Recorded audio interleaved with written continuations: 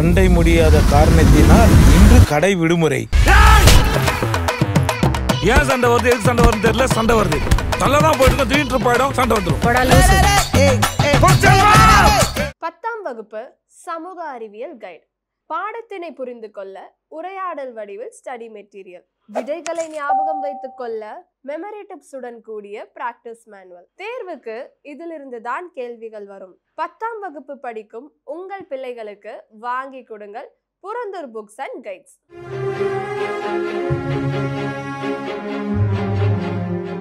உலக சினிமா வேறு விதமாக பயணித்துக் கொண்டிருக்கும் பொழுது தமிழ் சினிமா நாடகத்தன்மையோடு தன்னுடைய துவக்கத்தை ஆரம்பித்தது. சினிமா பாடிக்கொண்டிருந்தது. பார்த்து புரிந்து கொள்ள வேண்டிய, அறிந்து கொள்ள வேண்டிய ஒரு ஊடகம் பாடிக்கொண்டிருந்தது. பின் ஒரு காலகட்டத்தில் அது பேச ஆரம்பித்தது, உரத்து பேசியது, பின் வண்ணமயமானது, மிகவும் தான் வண்ணங்களால் நிறைய பெற்றது. மிக காலங்கடந்து பார்க்கின்ற சினிமா தமிழில் உருவானது. அந்த பார்க்கின்ற சினிமா உருவான அந்த காலகட்டத்தில் மிக முக்கியமான ஆளுமைகளில் உச்சியில் இருக்கின்ற ஒரு இயக்குனராக மகேந்திரனை நான் பார்க்கின்றேன். நான் அவர்கிட்ட எனக்கு என்ன பிடித்த ஒரு விஷயம் அப்படின்னு சொல்லி சொன்னால், இந்த மனம் திறந்து பாராட்டுறதுங்கிறது இருக்க, அது அவர்கிட்ட அது ஒரு மிகப்பெரிய ஒரு சொத்து. சின்ன வயசுலேயே அப்பா நல்ல சினிமாக்களை பார்க்க வச்சது, நல்ல கதைகளை பற்றி அப்பா கான்ஸ்டண்ட்டாக பேசிக்கிட்டே இருந்தது. அப்படியா? இன்ஃபேக்ட் சொல்ல போனால் எங்கிட்ட பேசுனதை விட வீட்டுக்கு வரவங்ககிட்ட பேசும்போது நான் ஒரு பைஸ்டாண்டராக கேட்டதில் அதில் ஏற்பட்ட ஒரு ஆர்வம் சார். நான் ரசித்த பழைய நம்ம தமிழ் படமாக இருக்கட்டும், ஹிந்தி படமாக இருக்கட்டும், ஃபாரின் ஃபிலிம்ஸாக இருக்கட்டும், இது ஒரு கான்ஸ்டண்ட்டாக எண்ணியும் அறியாமல் ஒரு ஸ்லோ பாய்ஸ்டிங் மாதிரி நம்மளும் ஒரு ஃபிலிம் மேக்கர் ஆகணுமேன்ற ஒரு ஊந்துதலை ஏற்படுத்துனதுன்றது ஒரு நிச்சயமாக அப்பாவோட இது காரணம் சார். எந்த ஒரு கலைஞன் என்றாலும், எந்த ஒரு படைப்பாளி என்றாலும், தான் படைத்த படைப்புகளை விட எப்படி அந்த படைப்புகள் உருவானது என்பதைத்தான் அடுத்த தலைமுறைக்கு விட்டு செல்ல வேண்டும். அவர் அதை செய்திருந்தார். அவர் வில்லனாக நடித்தார் ஒரு படத்தில். இப்போ கூட சொன்னவங்க கூட அவர் நடிகர்னு சொல்ல மறந்துட்டாங்க. அவர் நடிகர வில்லனாக வந்தார். அதை நான் சொன்னேன் அவர்கிட்ட விளையாட்டேன், எப்படின்னது அமைதியாக இருந்துக்கிட்டு எனக்கு ஒரு பெரிய பாடம் என்னென்னா, நான் கற்றுக்கிட்டேன் அவர்கிட்ட. ஓஹோ, வில்லன்னா இந்த காமாக ஒன்றுமே செய்யாத மாதிரி இருந்தாலும் வில்லன் பண்ணலான்னு அந்த அளவுக்கு அற்புதமாக நடித்த காண்பித்தவர். சார் பற்றி சொல்லணுன்னா, இவ்வளோ சினிமா பண்ணி ஒரு சினிமாக்காரராக இல்லாததாக அவர்கிட்ட எனக்கு ரொம்ப பிடிச்ச விஷயம். ஏன்னா நானும் அதுதான் விரும்புகிறேன். அத்தனை சினிமா எழுதியிருக்காரு, அத்தனை சினிமா ஃபென்டாஸ்டிக் ரைட்டர். சார் சொன்ன மாதிரி சோ துக்ளக்லே சினிமா விமர்சகராக அதுக்கப்புறம் கதை, திரைக்கதை, வசனம் எழுதி, அதுக்கப்புறம் அவருக்கு ஒரு இயக்கத்துக்கு ஒரு வாய்ப்பு வரும்போது நெஞ்சத்தை கிள்ளாதே ஆகட்டும், உதிரி பூக்கள் ஆகட்டும், ஜானி ஆகட்டும், பூட்டாத பூட்டுக்கள், நண்டு, மெட்டி, சொல்லிக்கிட்டே போகலாம். ஒவ்வொரு படத்துலேயும் ஒரு வித்தியாசமான ஆங்கிளில் ஒரு கதையை சொல்லியிருப்பார். ஆனால் இப்போ நான் அதை சொல்ல முடியும். அப்போ நான் கற்றுக்குட்டிங்கிறதுனால எனக்கு ஒன்றுமே தெரியாது. 58 நாடோடி மன்னனுடைய வெற்றி விழாவுக்கு எம்ஜிஆர் வந்தார் மதுரைக்கு. அப்போ கலை விழாவுக்காக அழகப்பா காலேஜுக்கு கூப்பிட்ருந்தாங்க. அப்போ எம்ஜிஆர் இருக்கும்போது மகேந்திரன் அங்கே மாணவர் தமிழ் சினிமாவை நக்கல் பண்ணி கிண்டல் பண்ணி பயங்கரமாக பேசினார். அதில் குறிப்பாக எம்ஜிஆரை தாக்கி பேசினார்.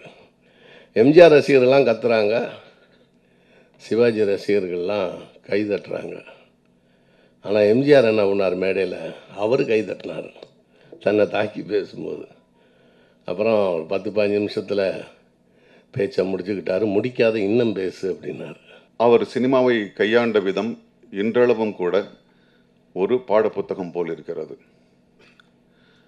அவர் வேறு வகையான சினிமாவிற்காக, வெகுஜன சினிமாவிற்காக அவர் எழுதி கொண்டிருந்த பொழுது அவருக்கு கொடுக்கப்பட்ட கடனை மிக அழகாக செய்தார். எழுதினார், வசனங்களை எழுதினார். அவருக்கு கொடுக்கப்பட்ட கடன் அதுவென்ற பொழுது மிக அருமையான வசனங்களை எழுதினார். ஆனால் அவரே சினிமாவை கையாளுகின்ற பொழுது அந்த எழுதுகின்றதை விட்டுவிட்டார். என்ன பார்க்கப்பட வேண்டுமோ, பார்த்தலால் புரிய வேண்டுமோ அதைத்தான் அவர் செய்தார். அதனால்தான் அவர் மேன்மை மிக்கவர். எனக்கு அவர்கிட்ட பிடித்த ஒரு சமாச்சாரம், வசந்தபாலன் கூட அதை பேசும்போது குறிப்பிட்டார். என்னென்னா சினிமாவில் ஒரு சென்டிமெண்ட்டு ஏதாவது ஒன்று வந்துருச்சுன்னா உடனே இந்த ராங்காக டைட்டில் வைக்கிறதுனா ஐயோ வேண்டாம் அது சரியாக வராது அப்படிம்பாங்க. அந்த மாதிரி ஒரு சில சென்டிமெண்ட் இருக்குது. அந்த மாதிரி நாவல்கள் எடுத்து நிறைய ஃபெயிலியர் ஆனதுனால நாவலெல்லாம் படமாக்கினா சரியாக வராது அப்படிங்கிற மாதிரி இருந்ததை வந்து அப்படியெல்லாம் கிடையாது, நம்ம எடுக்கிற விதத்தில் தான் இருக்குது அப்படிங்கிற மாதிரி நல்ல நாவல்கள் அவர் படமாக்கி சக்ஸஸ் பண்ணி காமிச்சார். ஸோ அதனால் நாவலாசிரியர்களுக்கெல்லாம் ஒரு புத்துயிர் கிடைச்சிது அப்படின்னு சொன்னோம்னா அதுக்கு மகேந்தர் சார் ஒரு முக்கியமான காரணம். சார் எனக்கு தெரிஞ்சு சார் ஆக்சுவலாக மிகப்பெரிய டைரக்டர்ஸில் இருந்துட்டு மிகப்பெரிய வீட்டுக்கு வர எல்லாத்தையுமே ஆக்சுவலாக அப்பாட்ட ஒரு புக்கு ஒன்று இருக்கும் சார். என்னென்னு பார்த்தீங்கன்னா அப்பா ஃபஸ்ட்டு சொல்கிறது என்னென்னா ஒரு நல்ல ரைட்டர் ஒரு நல்ல டைரக்டர் சுற்றி இருக்கிற விஷயங்களை அப்சர்வ் பண்ணணும். அது வெறுமன படங்களை மட்டும் பார்க்காமல் வெறுமன புக்கை மட்டும் பார்த்தாமல் ஒன்றை சுற்றி பார்த்தாலே 1000 கேரக்டர்ஸ் கிடைக்கும்டா, 1000 கதைகள் கிடைக்கும். ஒருத்தனுடைய பாடி லாங்குவேஜ்லேயே ஒரு கதையை பிடிச்சலாம் நம்ம அப்படின்னு அப்பா அடிக்கடி சொல்லிட்டே இருப்பாங்க. அதனால அப்பா சந்திக்கிற மிகப்பெரிய டைரக்டர்ஸாக இருக்கட்டும் ரைட்டர்ஸாக இருக்கட்டும் அவங்க மட்டும் இல்லாமல் வீட்டுக்கு தோட்ட வேலைக்கு தென்னை மரத்துக்கு இது பண்ண வந்தவர் அவரு சொன்ன ஒரு விஷயம், எங்கள் ஊரில் நடந்த ஒரு சம்பவம், ஐயா இப்படியே முறைச்சிட்டு வந்துச்சு ஒரு பொண்ணுது, அவங்க அப்பா எப்படி இது பண்ண சொல்கிறேன்னா அவர் போய் கிளம்பி போன உடனே அப்பா அந்த புக்கை எடுத்து தேதி போட்டு இன்னாரு இந்த மாதிரி ஒரு சிம்பாத்து சொன்னார், ரொம்ப இன்ட்ரெஸ்டிங்காக இருக்குது இந்த கேரக்டர்னு சொல்லிட்டு லேட்டர் எங்கேயோ பார்த்தீங்கன்னா அவர் சொன்ன ஒரு ஸ்பார்க்லேருந்து ஒரு கதை ஒன்று எழுதியிருப்பாங்க அப்பா. ஸோ அது மாதிரி கான்ஸ்டன்ட்லி சார் அப்பாவுடைய லாஸ்ட் மொமெண்ட் வரைக்கும் ஒரு லேர்னிங் ப்ராசஸ் இருந்துச்சு சார். அவர் முதல் படமே சினிமாவிற்கு சம்பந்தம் இல்லாமல் முதல் படமே அவருடைய உதிர்ப்புகளாக இருந்திருந்தால் இந்த பெருமை கிடைத்திருக்குமா என்று தெரியாது.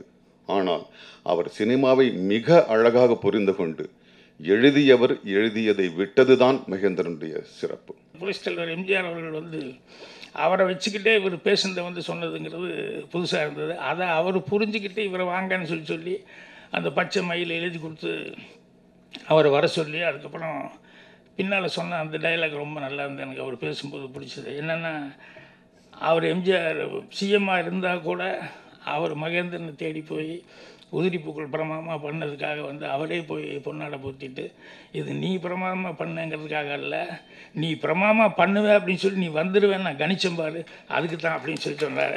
ஒரு வசனகர்த்தா இயக்குனர் ஆகும்பொழுது அவர் படங்களில் வசனம் தான் மேலே வாங்கி இருக்குன்னு நினைப்பாங்க. ஆனால் தங்கப்பதக்கம் போன்ற படங்களுக்கு வசனம் எழுதிய மகேந்திரன் சார் முள்ளு மடம் எடுக்கும் பொழுது உதிரிப்பூக்கள் எடுக்கும் பொழுதும் பார்த்தா எந்த அளவுக்கு வசனத்தை குறைக்கணுமோ அந்த அளவுக்கு குறைச்சி தான் பண்ணியிருப்பார். வசனங்கள் முதன்மையாக கண்ணுக்கு கதை சொன்னவர் அவர் தான். படங்கள் பார்த்தா கூட எல்லோரும் கண்ணு பார்த்தா கூட காதுக்கு தான் கதை சொல்லுவாங்க. அந்த காலகட்டத்தில் கண்ணுக்கு கதை சொன்னவர். அந்த குரு ஸ்தானத்தில் எனக்கு இருக்கிறது மகேந்திரன் சார். ஃபிலிம் இன்ஸ்டியூட் முடித்து சினிமா சான்ஸ் தேடும்போது என்னை அழைத்து ஒரு அருமையான வேடம். சூப்பர் ஸ்டார் ரஜினிகாந்த் கூட first film first shot. Super star படத்தில் நகைச்சுவை நடிகர்கள்லாம் பாட்டே வைக்க மாட்டாங்க இது வரைக்கும். என் ஒருத்தனுக்கு தான் பாட்டு வச்ச பெருமை இயக்குனர் மகேந்திரன் அவருக்கு சாரும். ஆக்சுவலாக சார் நிறைய பேருக்கு நான் ஷேர் பண்ண வேண்டியது அப்பா அடிக்கடி சொன்ன வார்த்தை நெஞ்ச வரைக்கும் தண்ணீர் தான் நீந்தவே முடியுண்டாரு, எம்டிங் ஸ்விம்மிங் பூலில் பண்ணவே முடியாது, முடிஞ்ச வரைக்கும் எக்கிப் யோர்செல்ஃப் சொல்லுவாங்க. அது சார் ஆக்சுவலாக அப்பாவுடைய ஒரு லாஸ்ட் ஃபேஸில் we are all very much aware. Sister கனடாலேருந்து வந்துட்டா இட் இஸ் லாஸ்ட் ஃபேஸ் கிரிட்டிக்கலாக இருக்கான்ற மாதிரி தெரிஞ்சிருச்சு. ஆனாலும் பார்த்தீங்கன்னா நெட்ஃப்ளிக்ஸ்லேருந்து ரெசரக்ஷன் சொல்லிட்டு ஒரு டர்க்கிஷ் வெப் சீரிஸ், அது எனக்கு தெரிஞ்சு கிட்டத்தட்ட ஒரு 10 சீசன் இருக்கும். ஒரு சீசனுக்குமே கிட்டத்தட்ட 70 எபிசோட் இருக்கும் சார். அதில் 4வது எபிசோடு அதை உட்காந்து பார்த்துக்கிட்டே இருந்தாங்க. எனக்கு என்னென்னா லாஸ்ட் ஃபேஸு சிஸ்டர் வந்திருக்கா, சிஸ்டர்கிட்ட பேசலாம், எங்கிட்ட பேசலாம், பேர பசங்கிட்ட பேசலாம். ஆனாலும் கடைசியில் இந்த பாடுற இந்த சீனை பாடுற நான் எல்லா டைமும் சொல்கிறது ஓப்பனிங் சீன்லேயே படத்துக்கு கதையை ஆரம்பிங்க, இவன் பாரு ஓப்பனிங் ஷாட்லேயே ஆரம்பிக்கிறாங்க கதை. கடைசி வரைக்கும் அவருக்கு ஒரு லேர்னிங் மூமெண்ட் ஆகுது சார், மூச்சு வரைக்கும். ஆமாம் சார். அதற்கு முன் வலிமையான அமைதி படத்தில் இருந்ததில்லை. சைலண்ட் ஷாட்ஸ் ரொம்ப ரொம்ப கம்மியாக இருக்கும். ரியாக்ஷன் ஷாட்ஸ்னு ஒன்று இருக்கும், அதுவும் மெலோட்ராமேட்டிக்காக இருக்கும். அதுக்கும் ஒரு அண்டர்லைன் பண்ணுறதுக்கு ஒரு மியூசிக் இருக்கும். அதையெல்லாம் தவிர்த்து அமைதியை அமைதியாகவே திரையில் தவழவிட்ட ஒரு புது இலக்கணத்தை கொண்டு வந்தவர் மகேந்திரன் அவர்கள். ஒவ்வொரு காலகட்டத்திலையும் மகேந்திரனை யார் எம்ஜிஆரை பொறுத்தவரை புரிஞ்சுக்கிட்டார். பார்த்தீங்களா, தமிழ் சினிமாவை இப்படி தாக்கி பேசினா அடுத்த கட்டத்துக்கு இந்த பையன் எடுத்துகிட்டு போவான்னு சொல்லி கூப்பிட்றாரு. அது எடுத்துகிட்டு போன பிறகு டெல்லியில் அசோகா ஹோட்டலில் மகேந்திரன் தங்கியிருக்கார். எம்ஜிஆர் அங்கே வந்திருக்காரு, சிஎம் முதலமைச்சர். மகேந்திரன் இந்த ஹோட்டலில் தான் இருக்காகும்போது அவருடைய சாதாரண உடையில் சிஎம் உடையில் வரல, சாதாரண உடையில் ஒரு பொன்னாடை எடுத்துகிட்டு போய் மகேந்திரனுக்கு போத்தி, இது உன்னுடைய வெற்றி அல்ல, இது என்னுடைய கணிப்புக்கு கிடைச்ச வெற்றி அப்படின்னு உதிரி பூக்களை பார்த்துட்டு சொன்னார். ஒரு காலகட்டத்துலேயும் இந்த படத்துக்கு வசனம் யார், திரைக்கதை யார் அப்படின்னு கேள்வி வரும்.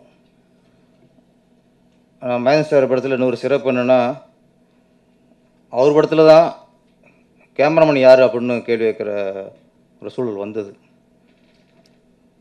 ஏன்னா விஷுவல் அந்தளவுக்கு முக்கியத்துவம் கொடுப்பாரு. என்னை பொறுத்த வரைக்கும் யதார்த்த படம் அப்படிங்கிறது தமிழ் திரையில் உள்ள அவர் படங்கள் தான். பல படங்கள் வந்து வேற வேற ஆங்கிள் அப்ரோச் பண்ணிப்பேன். முள்ளு மலருமே சார் அது ஒரு அன்யூஷுவல் ஆங்கிள் அப்ரோச் பண்ணேன். இத்தனை வருஷமா நானும் வந்து ஒரு சின்ன லெவல் ஒரு ரைட்டர் டைரக்டராக நிறைய விஷயம் ட்ராவல் பண்ணிட்டு இருக்கேன். பல பெரிய டேரக்டர்ஸை மீட் பண்ணுறேன். முள்ளு மலரத்தை பற்றி பேசும்போது பார்த்தீங்கன்னா எல்லாருமே வந்து எங்கள் அண்ணன் தங்கச்சி பாச படம்னா முள்ளு மலருங்க. நேற்று கூட பார்த்தாங்க, என்னங்க அந்த மருதாணி போட்டு விட்ற சீனுங்க, அதே மாதிரி சாப்பாடு கொண்டு தட்டி விட்டன்னு கோச்சிக்கிற சீனுங்கன்னு சொல்லி சிலாகிச்சு பேசுவாங்க. அவருடைய ஒரு சினிமாவுடைய பொற்காலம் அப்பொழுதுதான். இது இப்போ இருக்கிறது பொற்காலமா இல்லையான்னு எனக்கு தெரியல.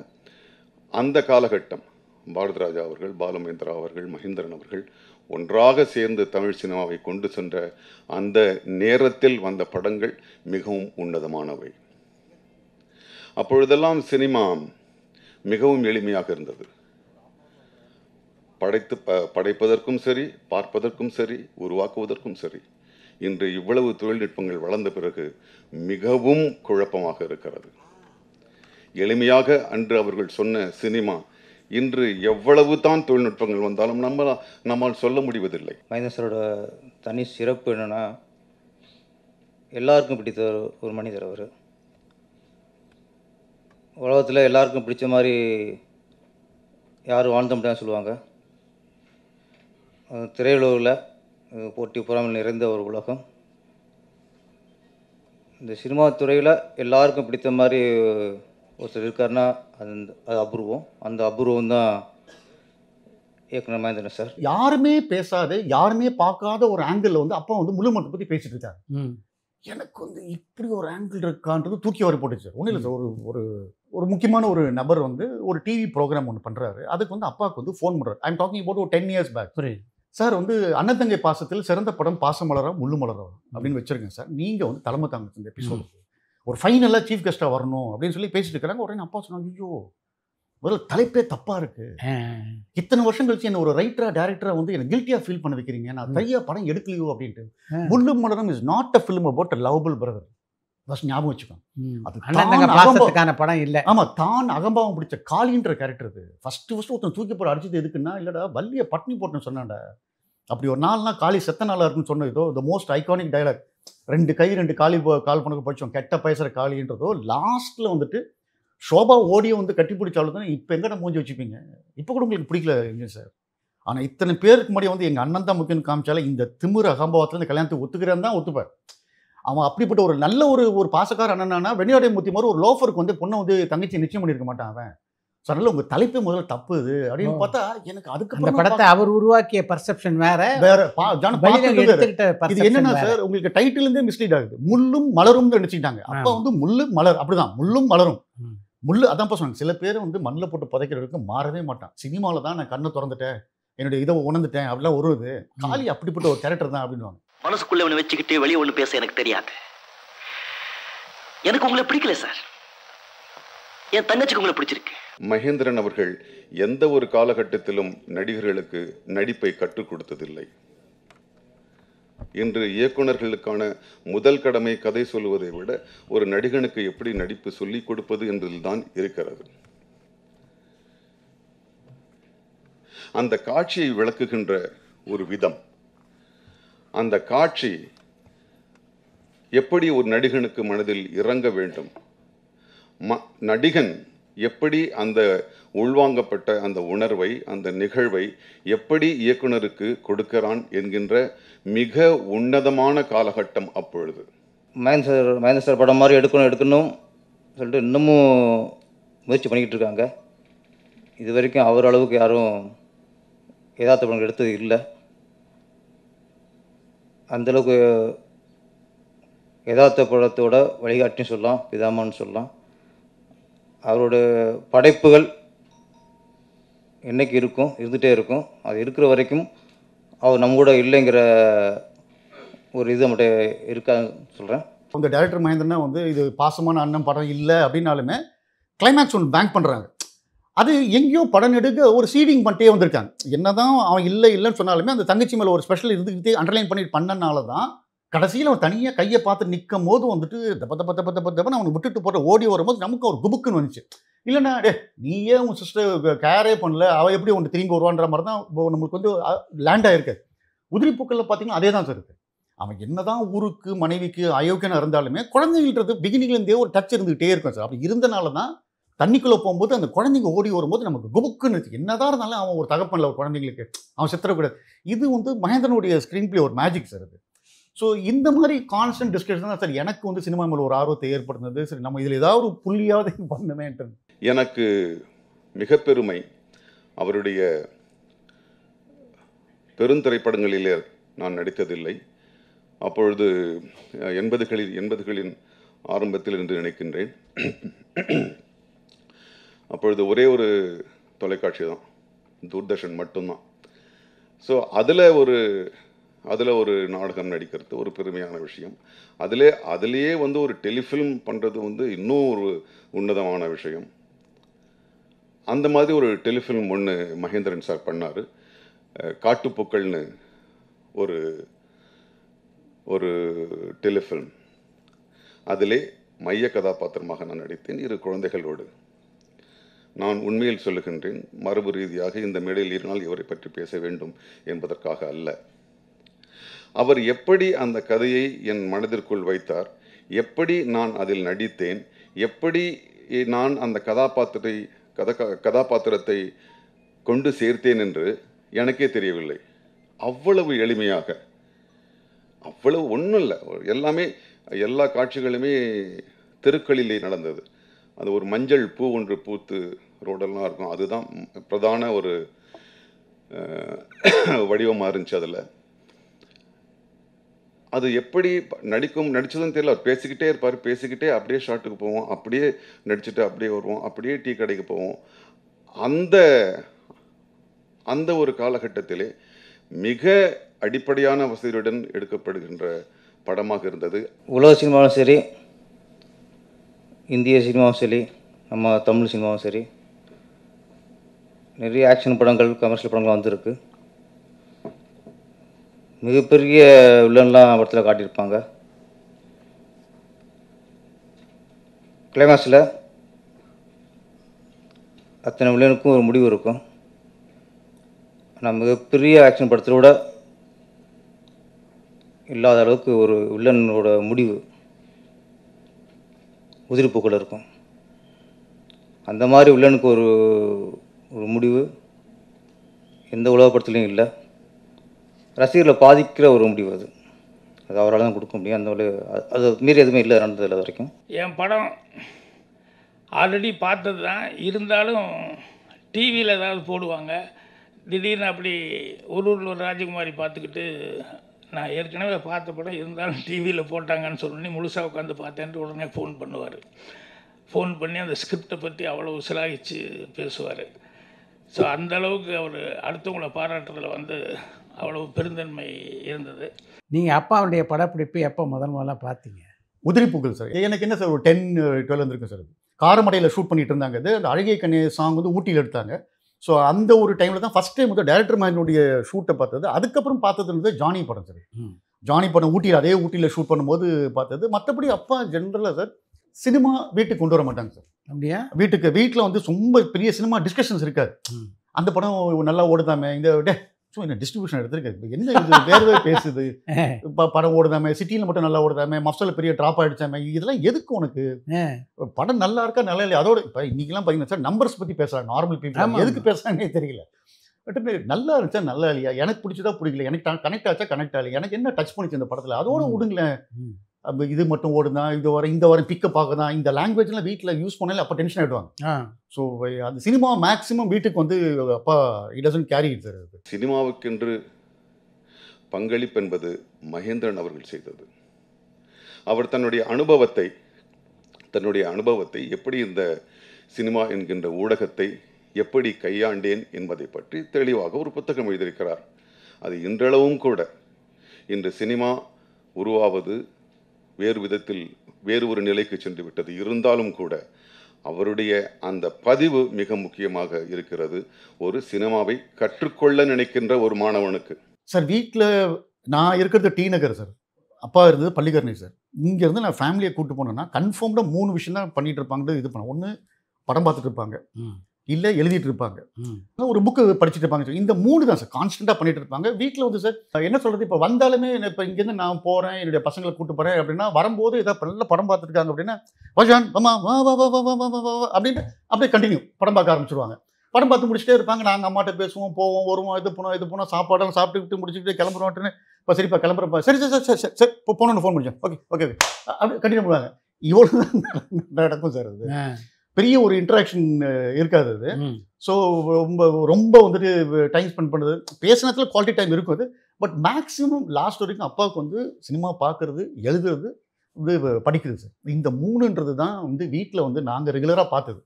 அப்பார்ட் ஃப்ரம் மிஸ் ஸ்மோக்கிங் உங்களுக்கு தெரிஞ்சிருக்கோம் உங்களுக்கு இது. ஸோ இதுதான் வீட்டில் இருந்த டைரக்டர் மகேந்திரன் சார். பரபரப்பான சினிமா செய்திகள், நட்சத்திரங்களின் பேட்டிகள், சினிமா வரலாறு ஆகியவற்றை பார்க்கவும் படிக்கவும் உங்களுக்கான இணையதளம் touringtalkies.co.